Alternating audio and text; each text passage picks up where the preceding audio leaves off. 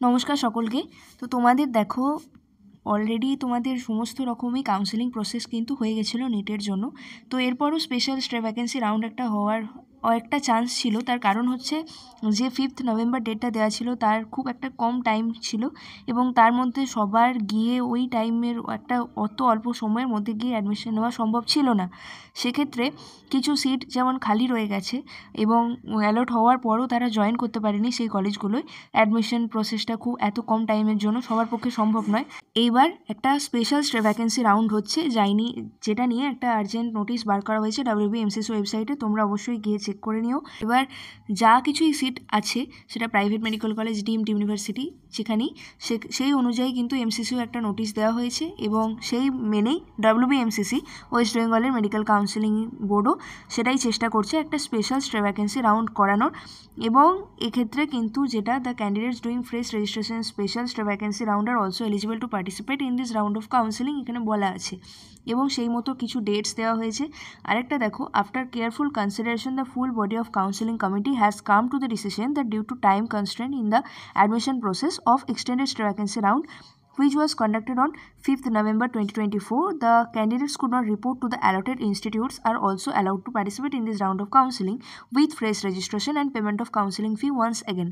দেখো, তোমরা যারা ওই 5th নভেম্বর অনেকেই বলেছিলে ওই সময়ের মধ্যে গিয়ে অ্যাডমিশন নেওয়া সম্ভব হয়নি বা করতে পারোনি, তারা অলরেডি কলেজ অ্যালটেড ছিল, তাদেরকেও কিন্তু এই রাউন্ডে আবার কলেজ তাদেরকে কাউন্সেলিংয়ে বসার সুযোগ দেওয়া হচ্ছে এবং তারা রেজিস্ট্রেশন ফি তাদেরকে পেমেন্ট করতে হবে এবং ফ্রেশলি রেজিস্টার করতে হবে, ঠিক আছে?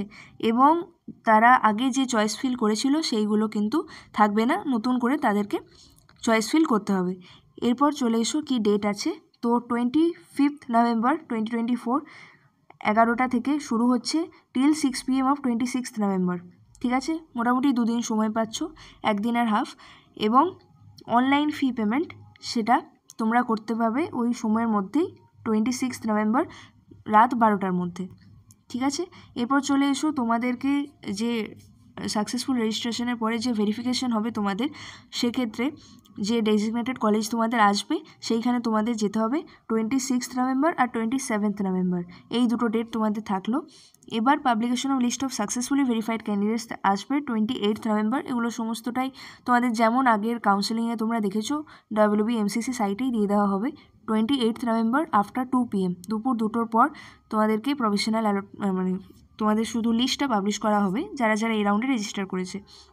এবং সেক্ষেত্রে অনলাইন চয়েস ফিলিং আর চয়েস লকিং তোমাদের টাইম থাকছে 28 নভেম্বর 4টের পর থেকে 29th নভেম্বর পর্যন্ত, রাত পর্যন্ত, ঠিক আছে? রাত 12টা অবধি।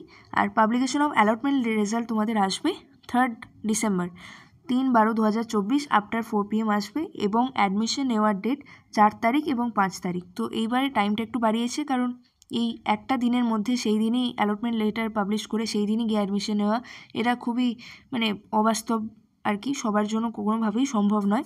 তাই এবারে টাইমটা বাড়ানো হয়েছে 4th ডিসেম্বর আর 5th ডিসেম্বর, 2 দিন তোমাদের হাতে টাইম থাকছে।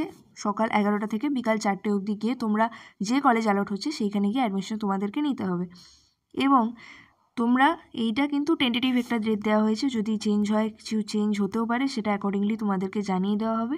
তো এটা হচ্ছে যে এমসিসি যে তোমাদের 19th নভেম্বর একটা নোটিশ পাবলিশ করেছিল সেই অনুযায়ী। এবং এক্ষেত্রে কিছু কিছু গুরুত্বপূর্ণ কথা বলা আছে। আর স্পেশাল ভ্যাকেন্সি রাউন্ডের জন্য দেখো, এক্ষেত্রে ফ্রেশ রেজিস্ট্রেশন অ্যাপ্লাই করা যাবে না সেটা বলেছিল, কিন্তু এক্ষেত্রে WBMCCর তরফ থেকে যেটা বলা হচ্ছে যে যারা ওই অনলাইন এক্সটেন্ডেড ভ্যাকেন্সি রাউন্ডে কম সময়ের মধ্যে গিয়ে অ্যাডমিশন নিতে পারেনি, তাদের ক্ষেত্রে তারা কি করবে, তাদের যেহেতু কলেজ অ্যালার্ট হয়েছিল তবুও তারা গিয়ে অ্যাডমিশন নিতে পারেনি, তাই তারাও রেজিস্ট্রেশন করতে পারে, তাদেরকে নতুন করে রেজিস্ট্রেশন ফি পেমেন্ট করে রেজিস্টার করতে হবে। তাই তাদের ক্ষেত্রে এই চয়েস ফিলিং ডাইরেক্ট না করে তাদেরকে প্রথমে রেজিস্ট্রেশন করতে হবে ফ্রেশলি, তারপর তারা চয়েস ফিলিং চয়েস লকিং করবে, যেমন তোমাদের প্রসেস ছিল ঠিক সেম। এবার এক্ষেত্রে বলে দিই, এই একটা আন্ডারলাইন তোমাদের দেওয়া আছে যেটা তোমাদেরকে কিন্তু with respect to allotment of seats at the time of choice filling on MCC portal as under, এটা এমসিসি পোর্টাল থেকে দেওয়া আছে যে তোমরা আগের কোনো রাউন্ডে অলরেডি অ্যালটেড হওনি, অর্থাৎ তুমি অলরেডি অ্যাডমিশন নিয়ে নাওনি, কোনো কলেজ কোনো সিট তুমি অকুপাই করে নেই, তবেই কিন্তু তুমি এই রাউন্ডে পার্টিসিপেট করতে পারবে। তাই এলিজিবল ক্যান্ডিডেট কারা? Candidates previously registered on MCC portal and have completed the payment of fees. এবং candidates who are not holding any seat in previous rounds of NEET UG counselling 2024 of all India quota state quota deemed university. ঠিক আছে, তোমরা যদি already কোনো কলেজে কোনো seat hold করে থাকো, তোমাদের অলরেডি অ্যালটেড হয়ে গেছে, তাহলে কিন্তু এই রাউন্ডে পার্টিসিপেট করতে পারবে না। এবং candidate who has not complete the registration process or has not paid the fees, এরা ineligible. Candidate already allotted and joined a seat in AIQ or state counselling or deemed university, আর candidate who had been allotted a seat by MCC in AIQ round 3 and stray vacancy round earlier but did not join the allotted seat। হ্যাঁ, তোমরা যদি ওই all India কোটা round 3 এবং স্ট্রে vacancy রাউন্ডগুলোয় যদি already participate করে গিয়ে থাকো এবং তোমাদের সিটও অ্যালট হয়ে গেছে, সেক্ষেত্রে কিন্তু তোমরা এই রাউন্ডে পার্টিসিপেট করতে পারবে না। শুধু ওই অনলাইন এক্সটেন্ডেড স্ট্রে ভ্যাকেন্সি রাউন্ড যেটা ওয়েস্ট বেঙ্গলের ক্ষেত্রে হয়েছিল, সেইখানে যারা গিয়ে অ্যাডমিশন নিতে পারোনি তারা কিন্তু এখানে রেজিস্টার করতে পারবে। তো এই হচ্ছে এটা একটা খুব গুরুত্বপূর্ণ নোটিশ। তো অনেকেই হয়তো ভাবছিলে এই বছর আর হবে কি হবে না স্পেশাল স্ট্রে ভ্যাকেন্সি রাউন্ড। তো লাস্ট এটাই ধরে রাখো, একদম লাস্ট একটা স্পেশাল স্ট্রে ভ্যাকেন্সি রাউন্ড, যে সিটগুলো খালি আছে সেগুলো অকুপাই করানোর জন্য, ফিল আপ করানোর জন্য এটা লাস্ট রাউন্ড হচ্ছে ওয়েস্ট বেঙ্গল মেডিকেল আর ডেন্টাল কাউন্সিলিং থেকে। তো তোমরা যারা যারা অ্যাপ্লিকেবল, এখানে যারা যারা এলিজিবল হবে ক্যান্ডিডেট, তারা অবশ্যই অ্যাপ্লাই করার চেষ্টা করো, এবং যাদের ক্ষেত্রে যেটা সুবিধা তোমরা সেইভাবে প্রসেসে এগিয়ে যেও। তো এটাই বলার ছিল, এবং এই ভিডিওটাই পর্যন্ত রাখছি। বাকি যা কিছু ডাউট তোমরা কমেন্ট করতে পারো, উত্তর দিয়ে দেওয়ার চেষ্টা করবো, এবং ভিডিওটা প্লিজ সবার মধ্যে শেয়ার করে দিও।